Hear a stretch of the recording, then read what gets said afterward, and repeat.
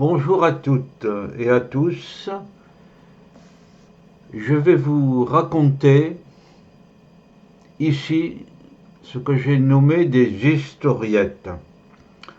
Il fut un temps où dans les campagnes françaises, dans de bien vieilles maisons, au coin du feu, le soir, dans l'âtre pétillante de braise et de flammes, un homme ou une femme racontait des histoires au grand émerveillement de ceux qui l'entouraient. Il n'y avait pas la télévision, il n'y avait pas Internet, il n'y avait pas les téléphones portables, mais il y avait déjà la culture du merveilleux, que tout le monde cherche aussi dans cette société de la hâte et de la vitesse et de l'instant. Donc, ça pourrait toujours se faire. Je pourrais être dans ma vieille maison au coin du feu où crépitent les fagots, les bûches. Mais actuellement, je ne suis pas dans le Couserans. Je suis à la ville et j'ai décidé de vous raconter quelques histoires pittoresques qui sont toutes vraies, je tiens à le souligner. Et je vais commencer par une histoire digne de celle qu'on racontait jadis et qui m'est personnelle, car certaines histoires que je vous raconterai plus tard ne me sont pas personnelles, sont arrivées à d'autres personnes. Et cette histoire que je vais vous raconter ici, c'est l'étrange saucisson. Voilà. Je dois vous dire que je suis né sous le signe du Gémeaux, donc j'ai deux personnalités, une cartésienne, je suis juriste, spécialisé dans la défense des forêts, et d'autre part, je suis irrationnel, donc écrivain, poète surtout, et conteur, et peintre aussi. Voilà. Alors je vais vous raconter une histoire étrange, sombre aussi par certains aspects liés à notre histoire nationale, et qui va mettre en scène au passage un saucisson. Bon. Alors c'était il y a longtemps, quand j'étais étudiant à l'université de Toulouse. Sur les bancs de l'université, j'avais fait connaissance avec quelqu'un de Cahors qui faisait partie d'un spéléo club, car l'histoire va toucher au monde souterrain légèrement. Nous avions noué sympathie, et comme j'ai toujours aimé inviter des amis, je l'ai invité dans ma petite ferme en Couserans, et je lui ai proposé pour cela de visiter un gouffre que j'avais repéré sur une carte et qui s'ouvrait en montagne.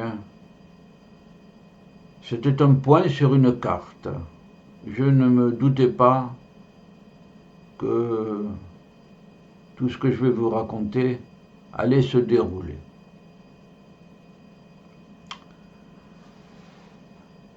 Le jour venu, cet ami arriva à la campagne, et le temps qu'il arrive de Cahors, vers les Pyrénées, il était déjà, c'était l'été, c'était au mois de juin à peu près, et il était déjà à peu près 6 heures du soir. Le temps qu'on arrive sur place, du côté d'Aspet,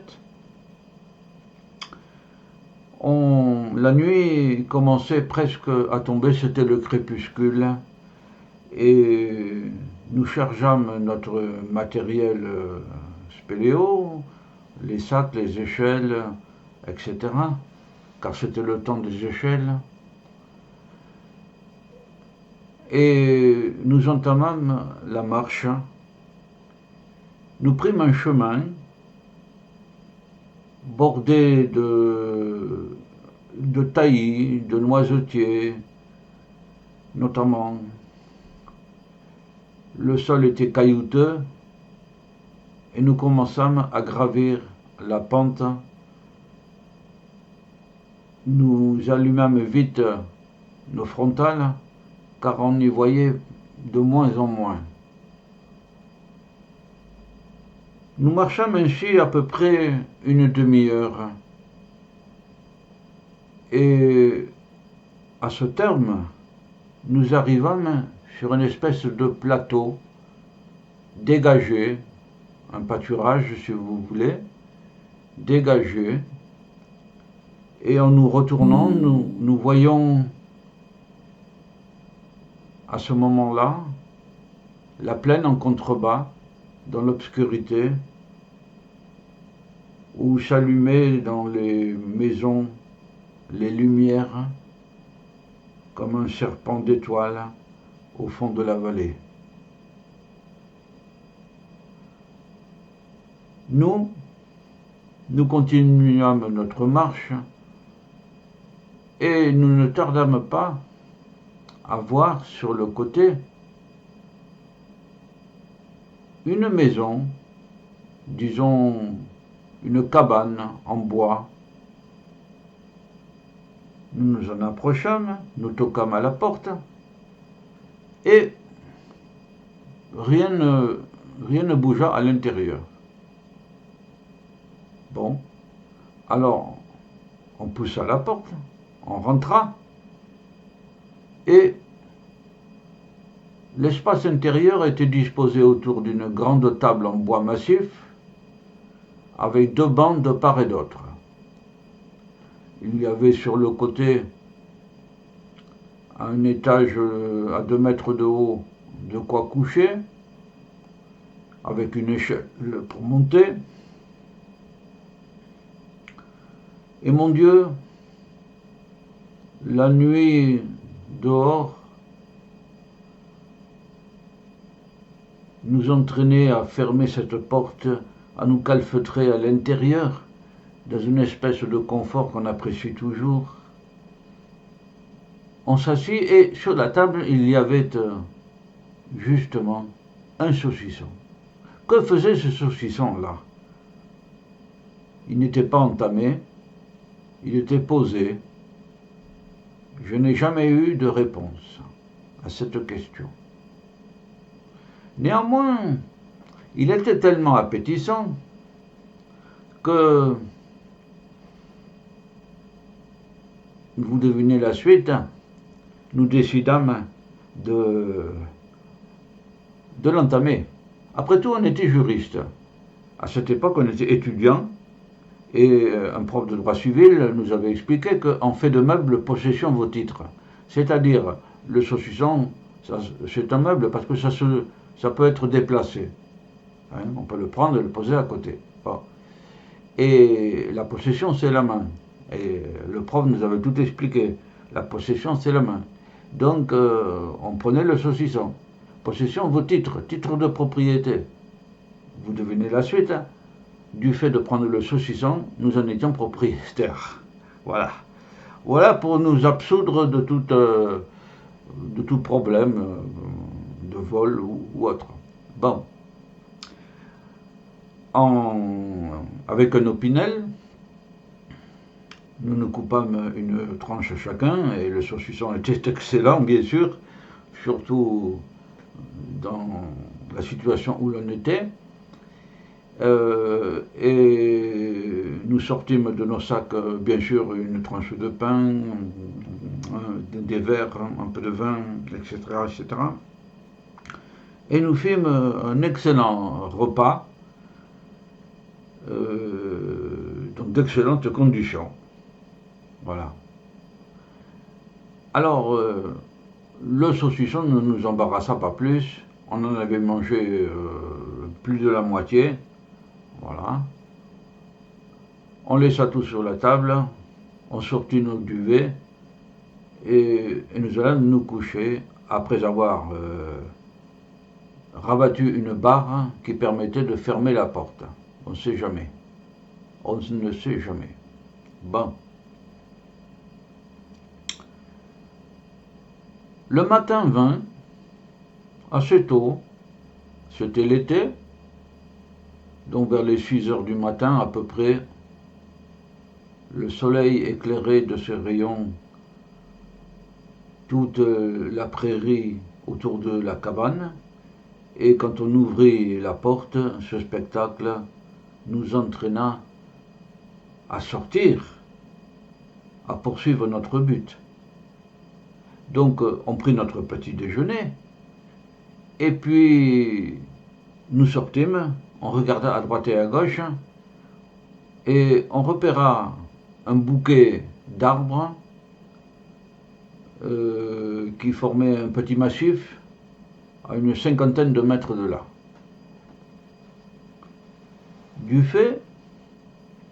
De ce fait, nous prîmes tout notre équipement spéléo et on alla sur place. En effet, sur place, il y avait une bouche de gouffre qui béait, entourée d'une ligne d'arbres qui avait poussé là, bien sûr, et qui empêchait donc évidemment toute personne d'y tomber. Le diamètre de ce gouffre était à peu près d'une dizaine de mètres, donc c'était impressionnant. On repéra un caillou pour la profondeur, on le jeta, et on répéta l'opération, et on en déduisit qu'à peu près il y avait une 60aine de mètres de profondeur. Bon, c'était un beau spécimen. Donc on déroula le train d'échelle, une corde aussi, et puis je dis à mon copain, si tu veux, je descends, le premier. Il m'a dit d'accord. Bon, je descends, je mets mon descendeur, puis je descends. Dans cet espace, je tourne forcément, je pivote naturellement, sans vouloir le faire exprès. Bon, les parois se déroulaient autour de moi. Et puis, il fut un moment où, forcément, j'étais dans les ténèbres absolues. Ma frontale balayait donc, à quelques mètres de moi, la paroi qui se déroulait. Au bout de quelque temps, j'arrivais en bas. Je posais mes pieds sur ce qu'on trouve habituellement, donc des roches, de la pierre, donc des roches. Mais en regardant de plus près, avec ma frontale, je vis, à travers il y avait des feuilles aussi, mais je vis des choses blanches, des branches blanches qui émergeaient. Là, ici ou là, blanches jaunâtres, quoi. Voilà. Bon. Je regardais de plus près et je vis que c'était des os. Bon. Des os. Et je vis à droite et à gauche, en regardant, des crânes humains, et puis tout ce qui s'ensuit, quoi. Voilà. Ah, c'est un fait de le raconter là. C'en est un autre que d'être tout seul. dans les ténèbres, avec au-dessus de soi, très haut, comme un trou d'aiguille, la bouche du gouffre, mais très haut. Ah. Et donc, la peur, cette peur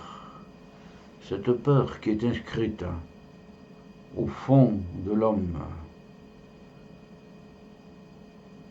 et qui n'existe pratiquement plus dans notre société, du fait de la lumière, de l'éclairage, de la communication,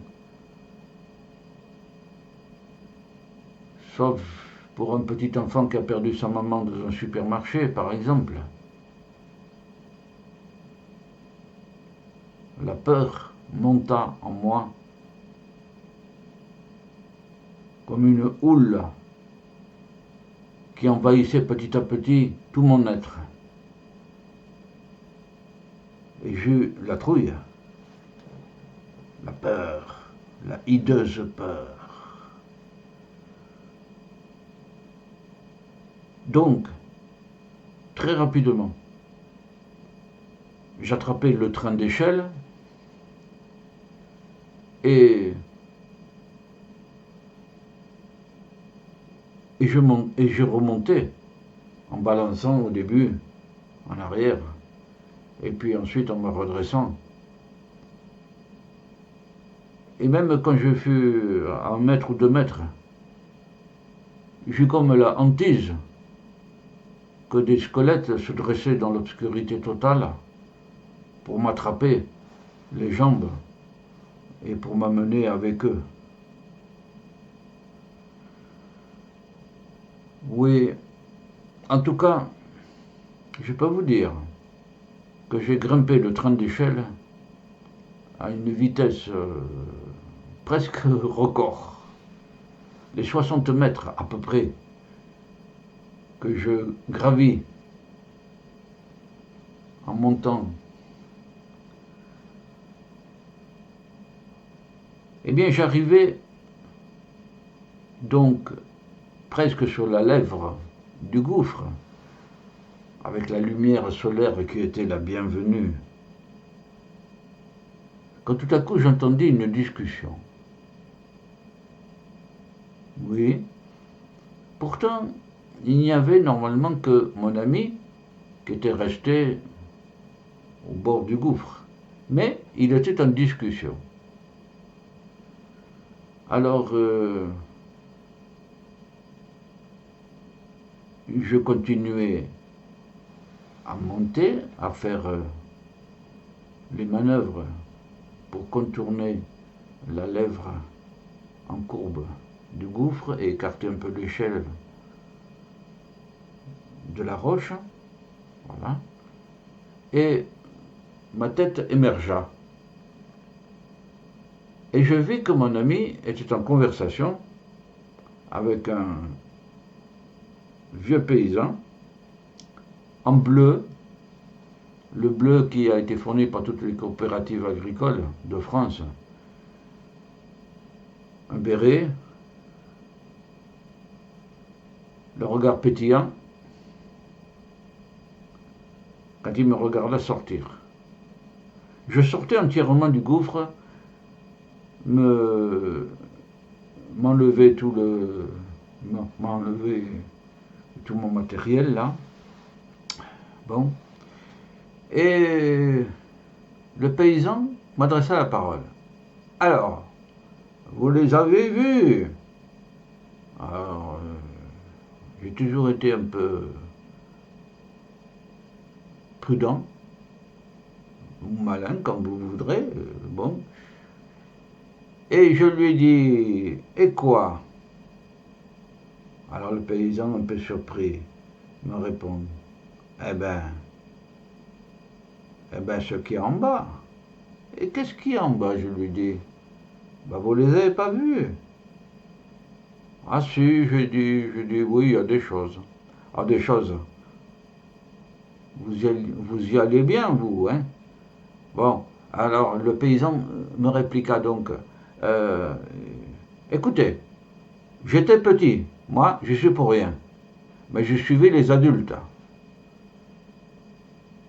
C'était en 45. Bah, dans les villages, on a réglé nos comptes. Donc moi, j'ai suivi les adultes. Et dans ce gouffre-là, on a, on a jeté pas mal de monde. Voilà. Mais je ne suis pour rien. J'étais gamin. Mais qu'est-ce qu'on a pu régler? Il y avait des collabos qu'on a liquidés. Mais il y en avait d'autres qui n'étaient pas collabos. Des affaires de vieilles affaires de famille. Ouais. Bon, je lui ai dit oui, oui, oui, oui, oui, oui, oui, oui. Il y a des... Oui, j'ai vu des ossements. Bon. Bon. À la suite de quoi, le paysan nous dit, ah, vous êtes spéléo? Eh bien, si vous voulez, je peux vous amener vers autre chose qui est intéressant pour vous. Bon. Alors, on le suivit. Il nous amena en contrebas un peu dans un bosquet où il y avait une faille qui s'ouvrait, mais qui était un peu trop étroite pour qu'on puisse s'y ranger. Voilà, la franchir. Bon, on ne tarda pas à se quitter, le paysan avait affaire. Le plus étrange, c'est que il était très tôt encore. Il était 9 heures du matin à peu près. Dans ce coin en montagne tout de même, perdu. Dans la montagne, il n'y avait pas de... Mis à part la cabane où l'on était, il n'y avait pas d'autres installations, il n'y avait pas d'autres maisons. Les maisons sont en contrebas dans la vallée. Voilà. Le plus étrange, c'est que le saucisson, eh bien, on n'en a pas parlé. Le paysan ne nous en a pas parlé. Voilà. Donc, j'ai résolu de donner ce titre, L'étrange saucisson, à cette histoire pittoresque mêlée des souvenirs du passé. Voilà. Que rajouter? Ben, on va pas en parler trop. On va pas en parler trop parce que là maintenant c'est une histoire qui a presque 40 ans d'âge. Voilà. Mais parce qu'on n'a pas envie qu'on nous coupe les cordes. On ne sait jamais. On ne sait jamais. Voilà. Bien. Eh bien, j'espère que cette histoire vous a plu, vous a attiré. Et dans cette perspective, eh bien, je vous dis au revoir et peut-être pour une petite historiette autre. Voilà. Merci à toutes et à tous de m'avoir écouté et à une autre fois. Au revoir à tous.